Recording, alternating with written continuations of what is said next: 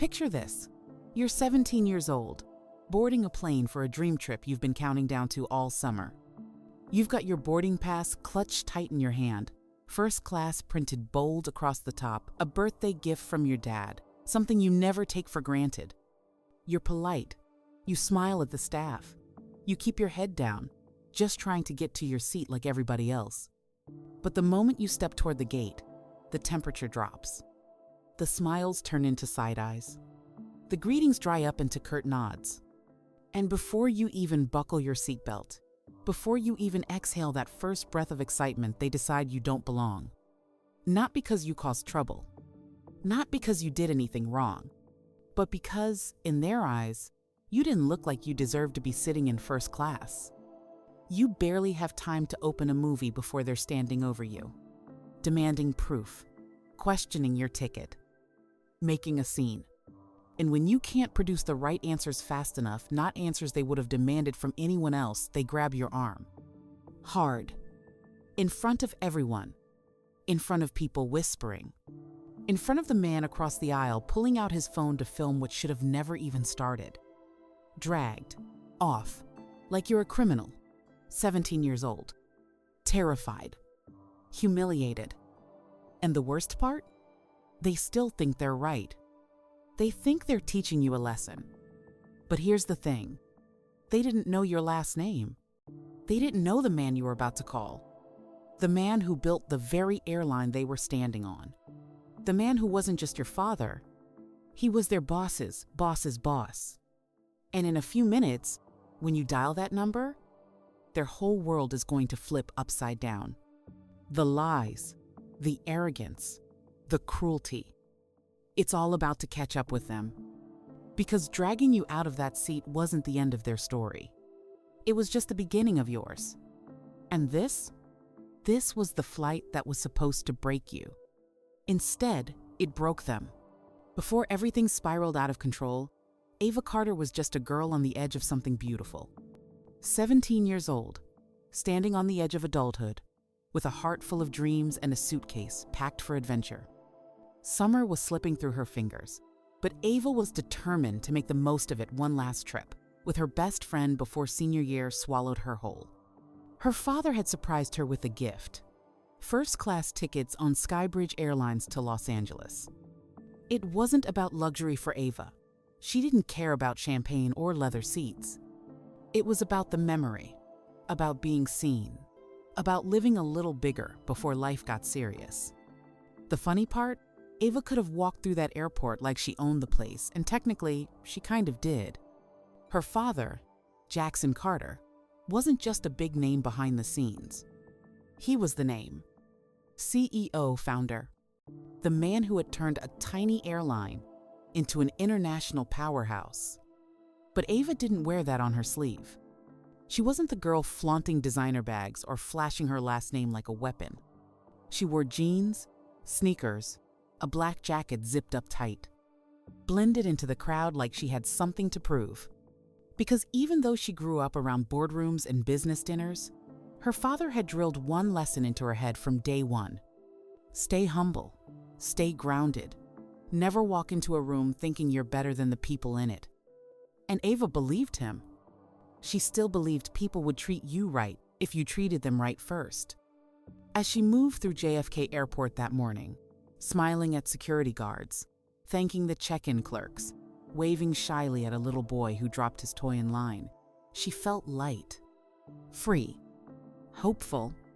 There were no warning signs, no flashing alarms, no moment that screamed, "Turn around, Ava, it's a trap." Just the ordinary magic of travel strangers passing by, flight announcements echoing overhead, the low hum of possibilities. Seat 3A, first class. A small slice of a world her father had helped build. A seat she didn't see as a throne, but as a ticket to memories.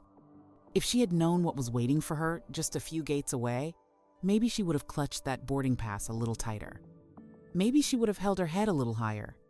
Maybe she would have braced herself for a different kind of turbulence. But she didn't know. Not yet. At that moment, Ava Carter was just another traveler with stars in her eyes and a storm at her back she couldn't even see coming. At first, it was easy to ignore.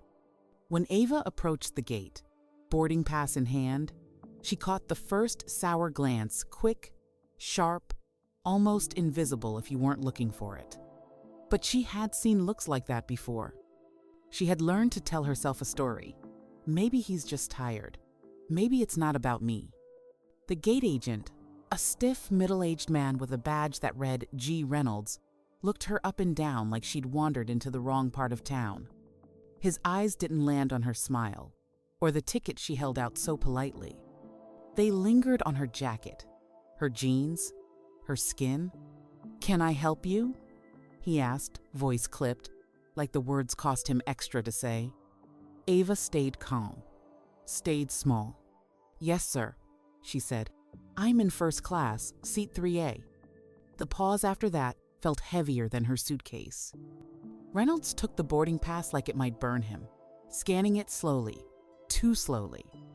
His eyebrow quirked, his mouth twitched, as if the idea of her, this girl, sitting in his first-class cabin was some kind of joke he didn't find funny. He handed the pass back without a word. No welcome aboard. No have a good flight.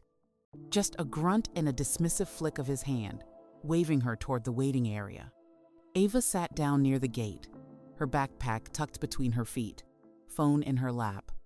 She tried to focus on texting her best friend, Monica, about all the things they were going to do in LA.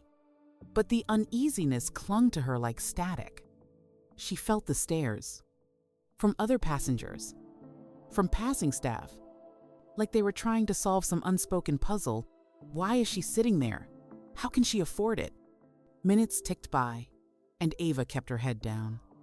Kept pretending not to notice. But every now and then, she caught another whisper between two flight attendants at the counter. Another set of eyes sliding her way. Another shift in the air, subtle, sharp, slicing. When the first-class boarding call came, Ava stood up with the rest of the group, tucking her phone into her jacket pocket. She straightened her shoulders. She told herself what she always told herself. Be polite, be patient, be better. But as she handed her ticket to the new flight attendant at the door, she saw Reynolds lurking at the edge of the gate, still watching, still frowning. And deep down, somewhere she didn't want to admit yet, Ava knew. This flight wasn't going to be the dream she had planned. Something was wrong.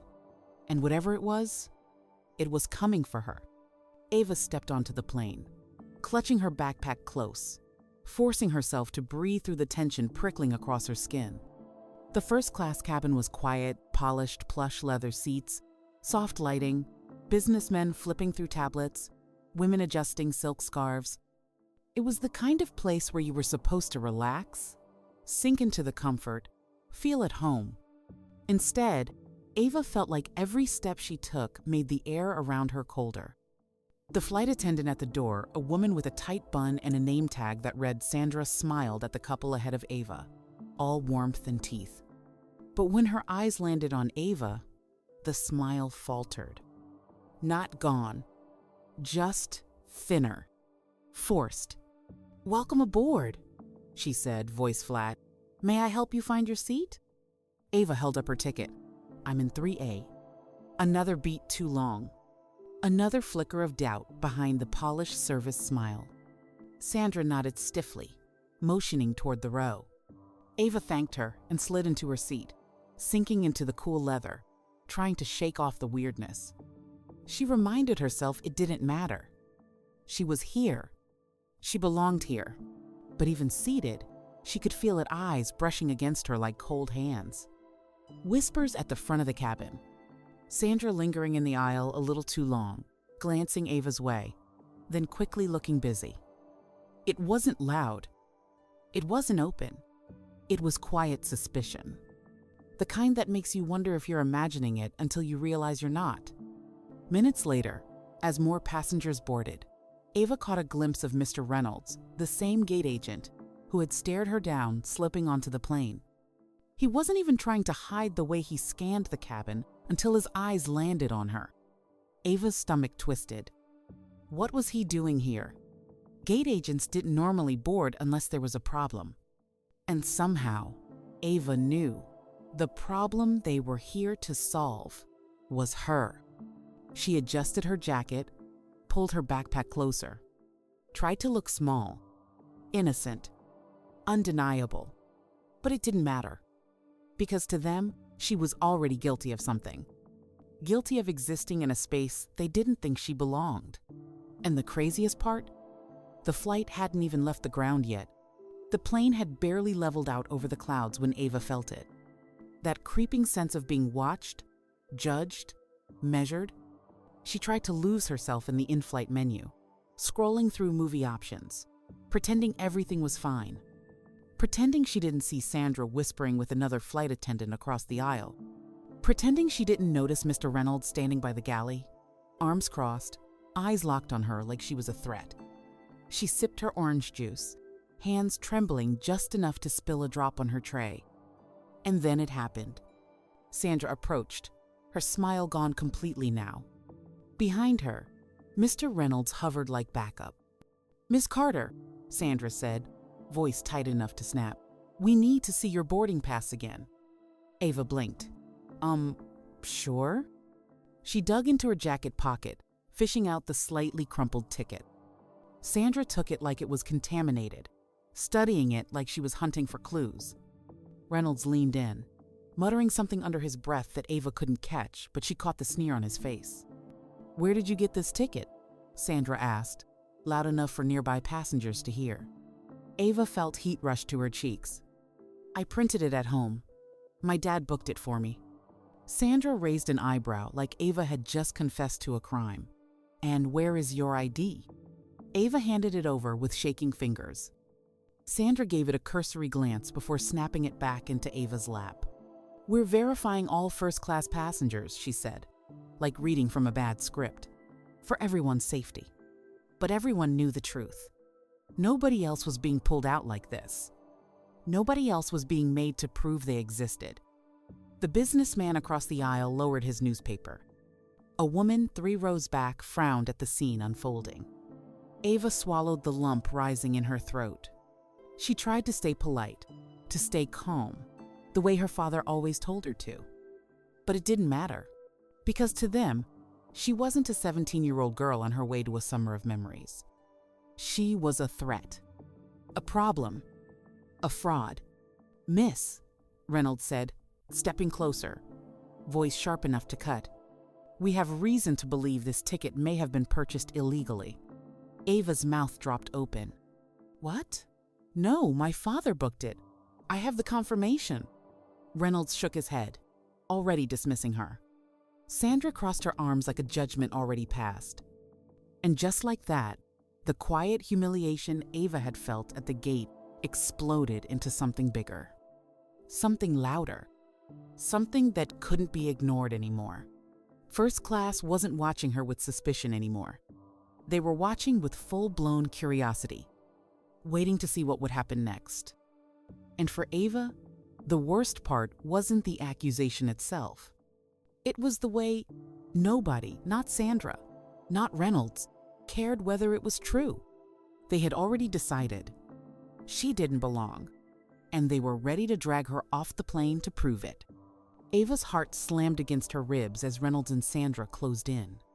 Passengers were no longer pretending not to look, heads turned openly, eyes wide, phones slipping discreetly into recording mode.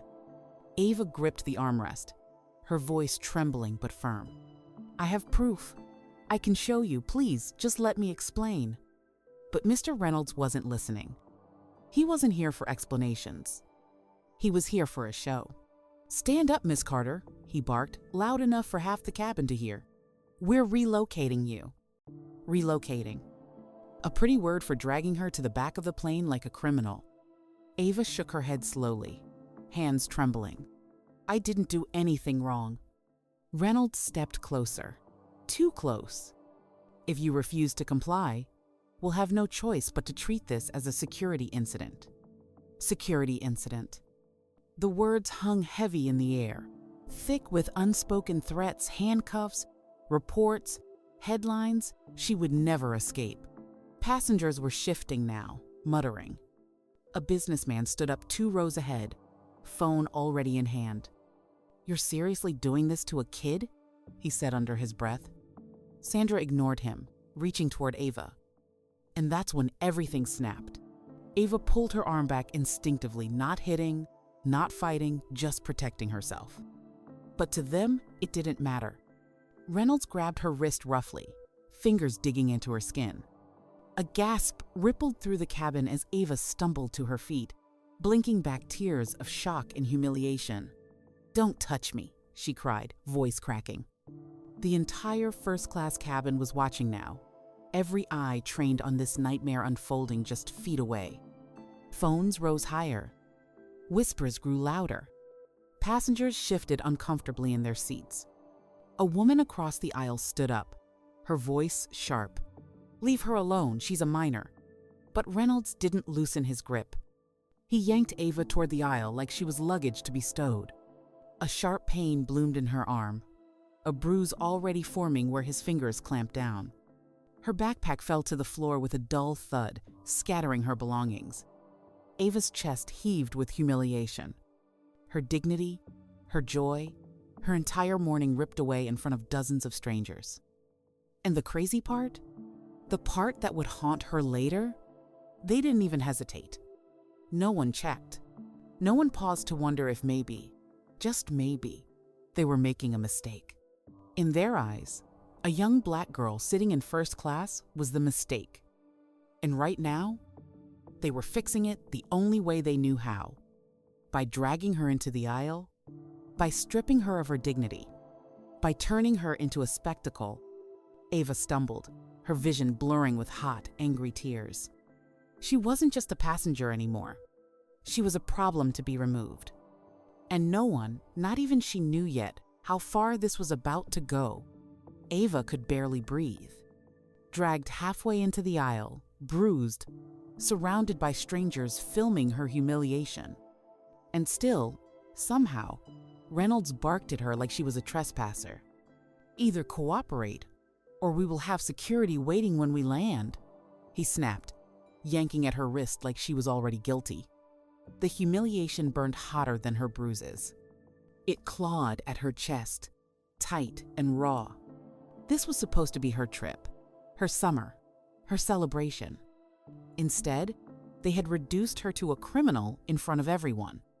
But something inside Ava cracked open, then not in defeat, but in defiance. Something her father had planted deep in her a long time ago.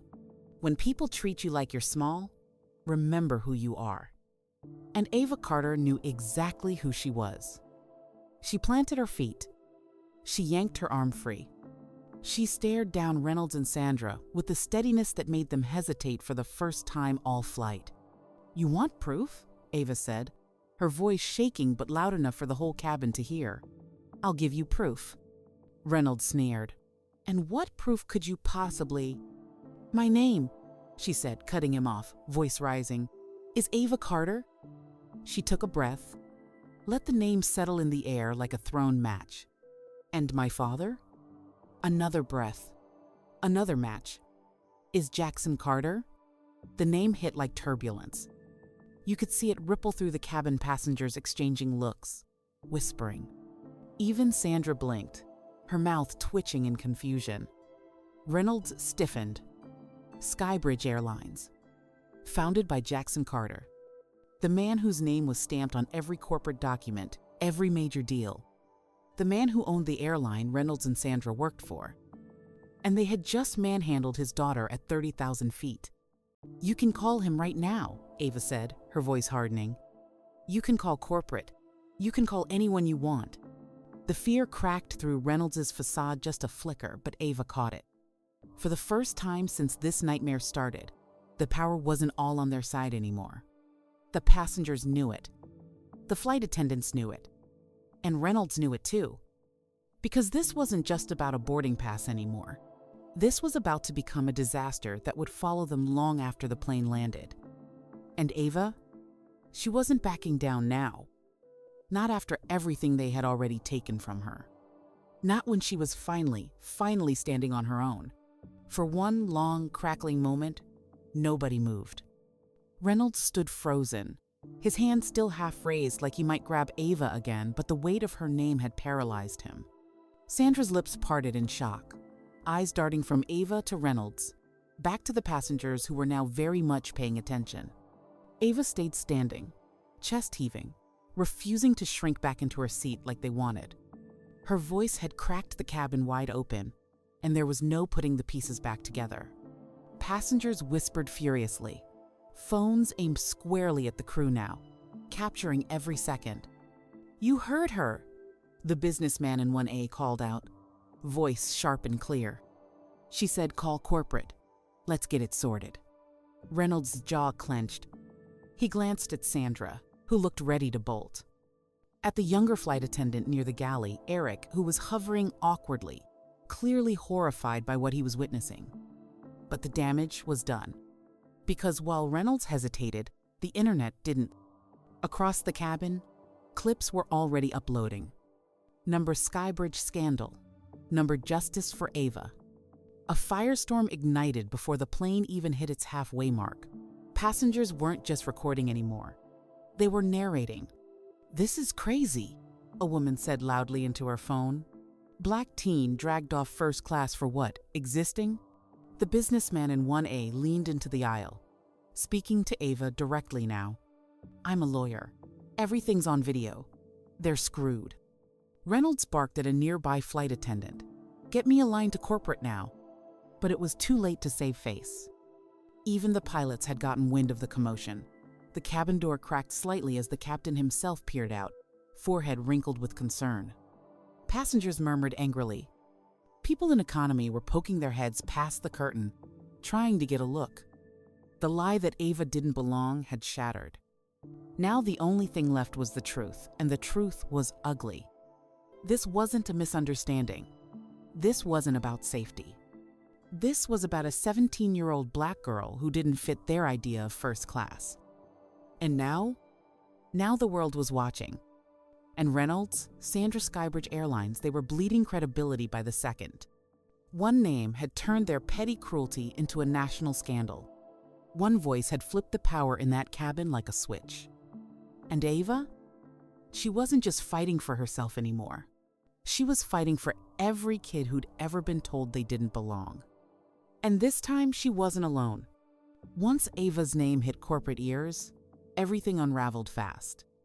The crew tried to recover, but it was like trying to tape together a plane mid-flight.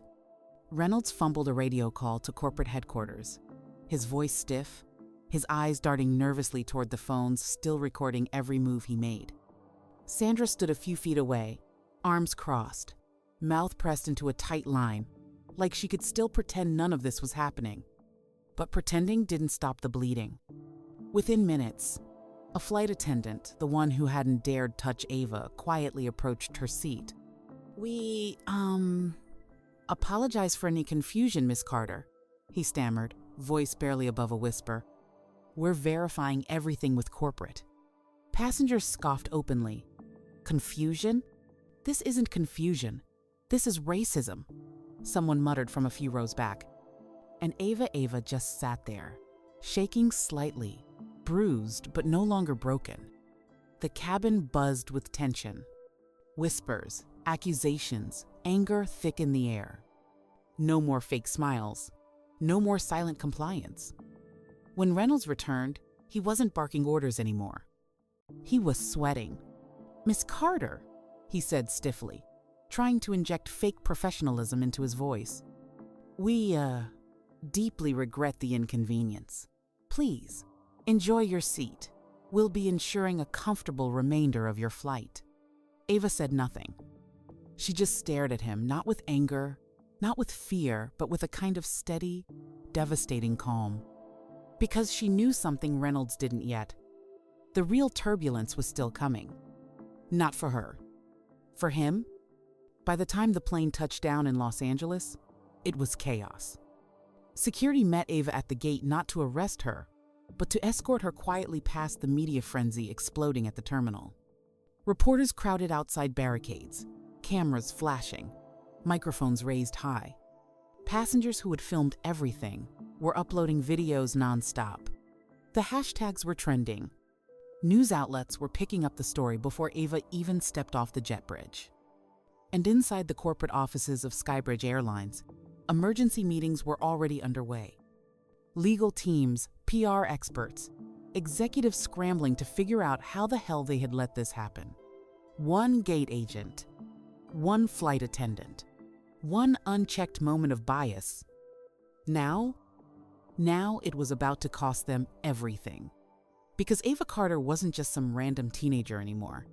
She was the daughter of the man who built Skybridge Airlines from nothing. And Jackson Carter? He was already on the phone with the board, making it very, very clear. There would be consequences. The headlines called it a scandal. The internet called it justice. But for Ava Carter, it was something harder to name, something raw and personal that would stay with her long after the trending hashtags faded away. Skybridge Airlines issued a public apology within 48 hours. Reynolds and Sandra? Suspended pending investigation, a polite way of saying they were being quietly shoved toward the exit. Passengers who had stood up for Ava were hailed as heroes online. Videos of Reynolds grabbing her went viral across every platform, drawing millions of views in a matter of hours. And Jackson Carter, her father, made good on every promise. He didn't just demand accountability. He tore through the corporate ranks like a storm, making sure every employee from the ticket counter to the executive suites understood that discrimination, subtle or not, had no place under his name. But for Ava, the victory wasn't simple. Because nothing could erase the memory of those minutes she spent alone in that seat, shrinking smaller and smaller while strangers judged whether she belonged.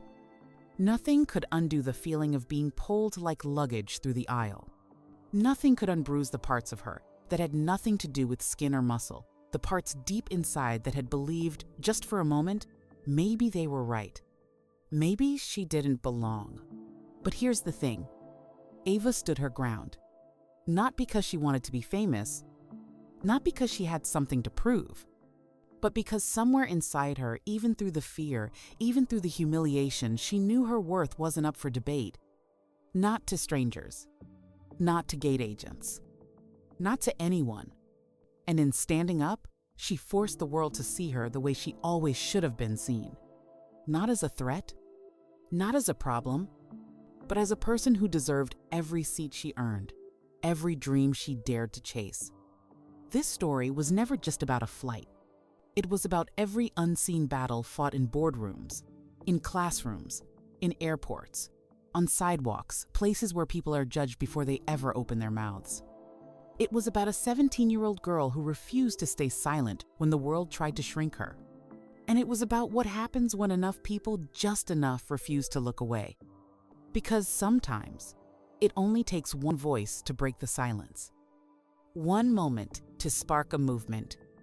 And sometimes, the most powerful thing you can do is stay standing.